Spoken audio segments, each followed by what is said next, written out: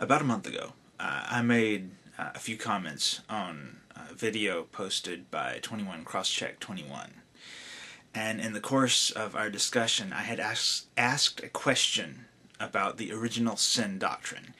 My question was actually supposed to be kind of a side point, but several Christians, including some Jehovah's Witnesses, one just today, in fact, a month after the original discussion was posted, have tried to answer the question I asked. It kind of has taken on a life of its own.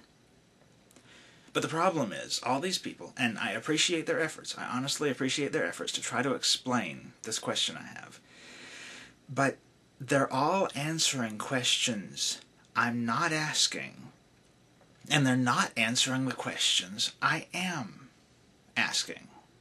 So I thought I would put it into a video. Maybe if I could actually say it, it would come out clearer, and give everybody who's interested a chance to try to explain this.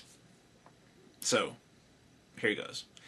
As all Christians are aware, I'm sure, the original sin doctrine says that when God directly created the first humans, Adam and Eve, in the Garden of Eden, He created them perfect. That meant they were sinless. They were capable of never doing anything God did not want them to do. They were capable of perfect obedience. And they were undying. They could live forever. However, He also gave them a choice. They could choose to obey Him and choose to stay in this perfect, sinless, and undying condition forever. Or they could choose to do their own thing, in which case they would eventually die, and the way they would choose to do their own thing would be to eat from this particular tree in the center of the garden where they were living. Okay. All that I understand.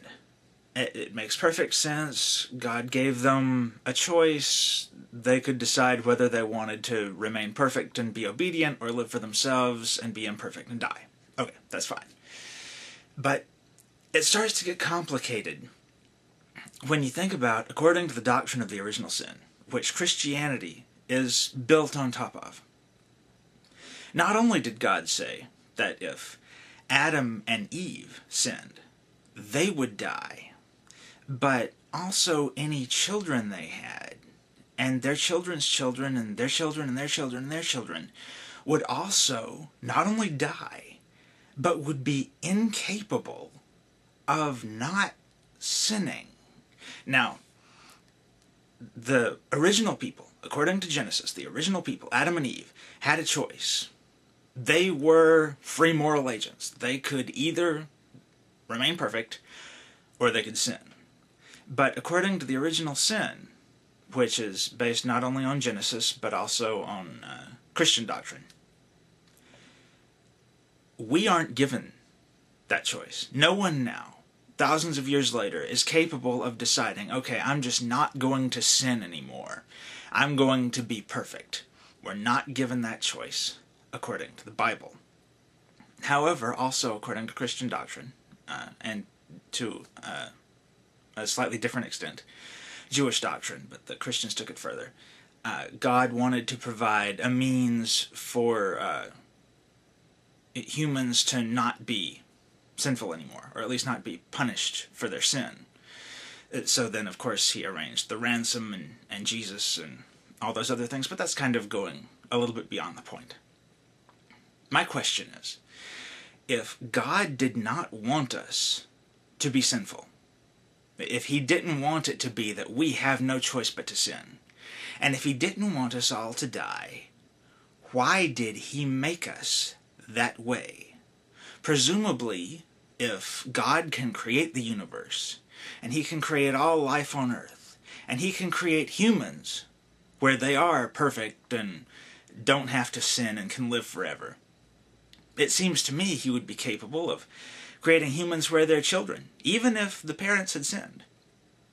The children would be born and would be given the same option of either sinning or not that their parents would be given. That each new generation would be able to decide, okay, am I going to be like my parents and follow my own will and wind up dying? Or am I going to choose to obey God and stay perfect and live forever? My question is, why, if God does not want us to sin, did he not give us a choice? To put it more succinctly, and I know this is going to be difficult and repulsive to hear it this way to most Christians, but this is what I'm saying. If God does not want us to sin and die, why does he force us to do it?